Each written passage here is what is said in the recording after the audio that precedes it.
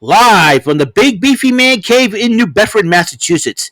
This is the YouTube channel vlog show in which video games, flash game show gameplays, along with sports and wrestling news are the norm. This is the YouTube channel vlog show of positivity, good times, and fun. This is Eric Lima Shenanigans of 1977. And now, here's the host of the show, the perpetrator of these shenanigans, Big Beefy E himself, Mr. Eric M. Lima. Thank you very much, Mr. Announcer. Well, hello there, everyone. Welcome to yet another episode of Eric Lima Shenanigans of 1977, episode 176 of the show. How's it going, everybody? We're going to do some NXT. Just finished watching it 20 minutes ago. Now, I was checking some Instagram posts, and let's just say I'm very disgusted with what I've been hearing right now, and what I've been reading right now on Instagram, and let's just say that people need to be respectful towards people who are mourning losing their loved ones, and stop jumping to conclusions. And I'm not going to say any more on that. Any more on that. So let's get right into it, though. We're going to get away from that. We're going to talk about what happened on NXT recently. A lot of stuff is going down. Toxic Attraction kicked off NXT. Gigi Dolan is my favorite member of Toxic Attraction. Bear that in mind. And just in the NXT universe. And Mandy Rose says Mandy Rose was talking about the Iron Survivor Challenge, about the 5 women going to fight for who's going to be next in line to be a victim of Mandy Rose. And then Gigi Dolan and JC Jane were talking about getting the tag team titles back.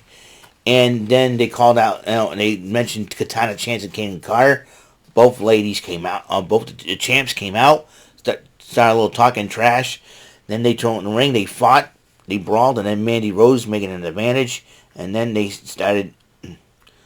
laid him out.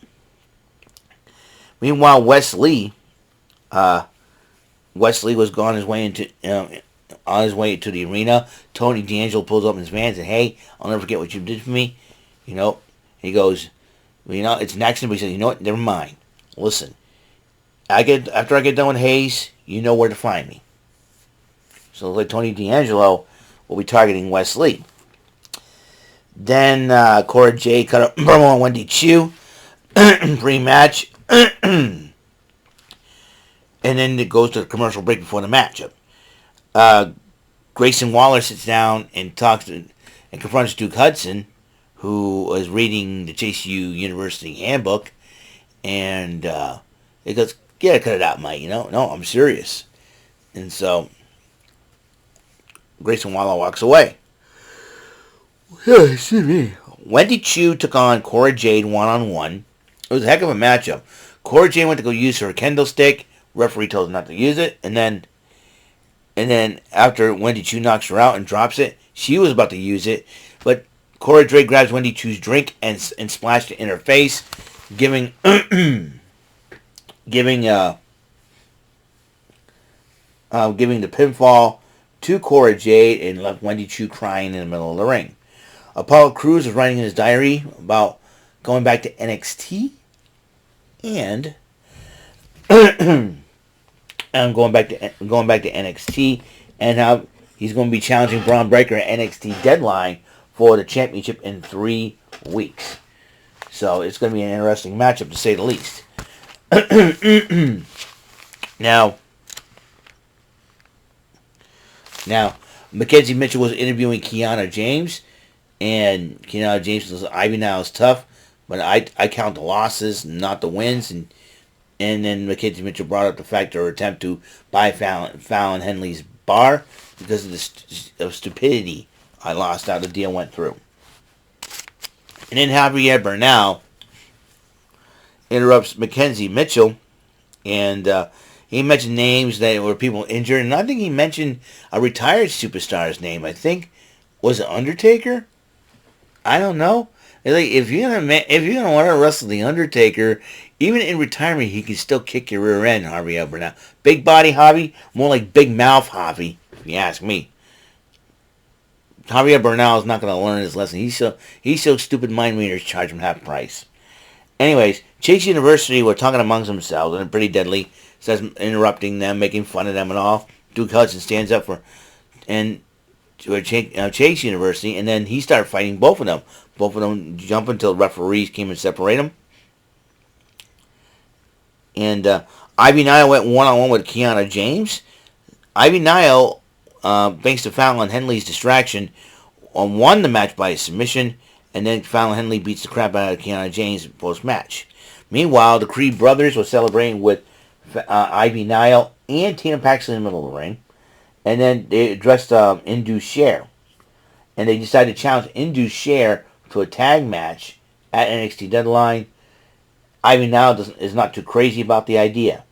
But then the newest member of NXT, Isla Dawn, addresses what she did to Alba Fire. Interestingly enough, it's going to be an interesting situation.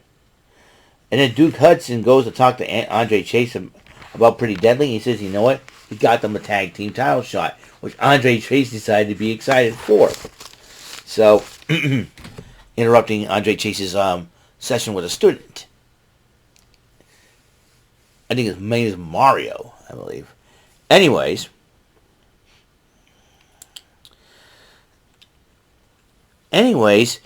we finally found Scrypts. We don't know the Scrypts guy. We don't know. He came in dressed as a mask. But then, here's the crazy part. He's doing all these flips and doing this and doing all these flips. And then I'm looking at it, his face under the mask going, wait a minute.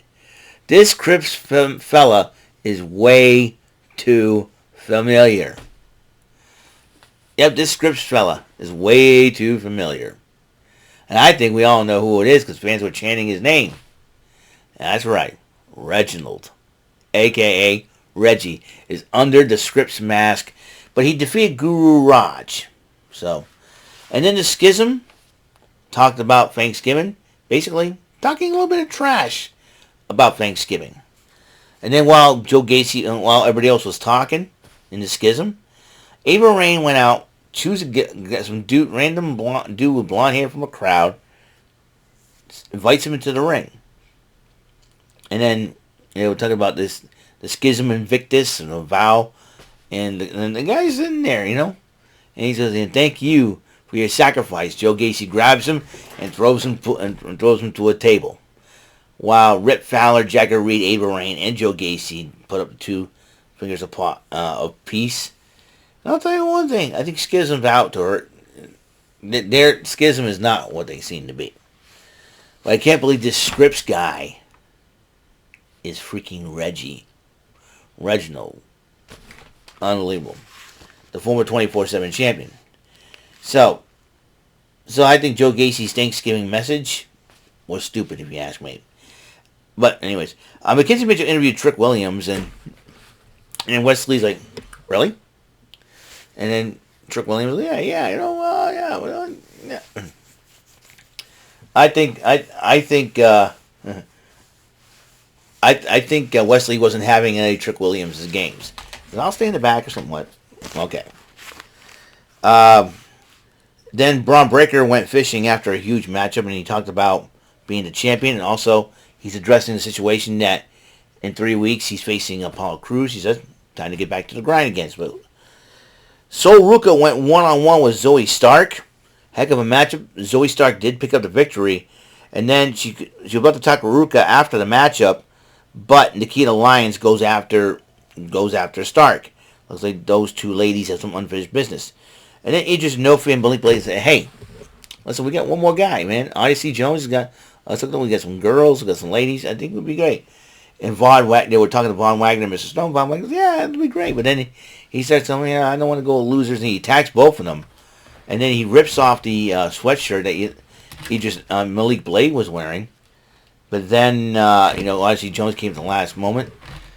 And as Von Wagner and Mr. Stone made a hasty retreat.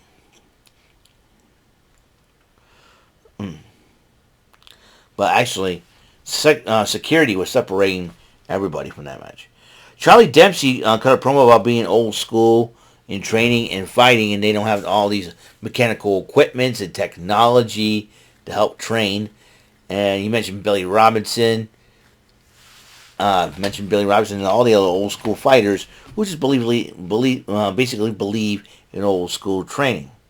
The NXT Tag Team titles were on the line, Pretty Deadly defending against Chase U. It was a heck of a matchup, and then a miscommunication cost Chase U to win the titles, and so Pretty Deadly ended up retaining those tag team championships. They had a highlight of Roxanne Perez and Indy Hartwell arguing on a TikTok, on Roxanne's TikTok after she was talking to Nikita Lyons. So next week they're going to have a match one-on-one. And then Katana Chance and Kaden Carter were talking, and then Nikita Lyons showed up, and they had a little tense word. But hey, I have a lot of respect for you guys and all. And he said, "Hey, listen, you girls need a third against Toxic Attraction. I'm your girl." And they were very happy about that. So seems like another team is going to be joining forces. North American title was on the line for the main event. Wesley defending against Carmelo Hayes. It was a heck of a hard-fought match, but a mistake by Hayes was caught napping, and the win goes to Wesley to retain it. But there was a cage after the end still, and then all of a sudden the cage opened up, and then it locked again. All of a sudden Wesley looked behind him. I thought it was Zion Quinn. It was Dijak. That's right. The former Dominic Dijakovic, the former T-Bar, Dijak grabs Wesley and chokeslams him. It looks like Dijak wants to be the North American champion. We will see in the upcoming weeks.